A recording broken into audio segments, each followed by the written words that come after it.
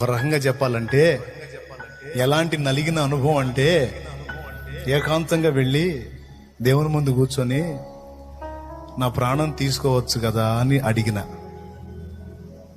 నాలాంటోడు ఒకడు బతకడం అవసరం అంటావా? నాకు ఈ జీవితం అవసరం అంటావా? నా ప్రాణాన్ని తీయొచ్చుగా ప్రభువా, నా ప్రాణం తీయరాదా అని ఏడ్చిన రోజు నాకు బాగా గుర్తుంది. నా ప్రాణం నా అంతటా నేను తీసుకుంటే నరకం అంటావు, మళ్ళా నన్ను చావనివ్వవు, బతకనివ్వవు. ఎందుకు బతకాలి నాయన నేను? ఎందుకు నాకు ఈ వేదన ఏంది? ఈ లోకంలో ఎవరన్నా ఉన్నారో అలాంటి వాళ్ళు? అట్లా అన్ని రకాలుగా ఎండ తగిలే వచ్చాను, నలిగి వచ్చాను.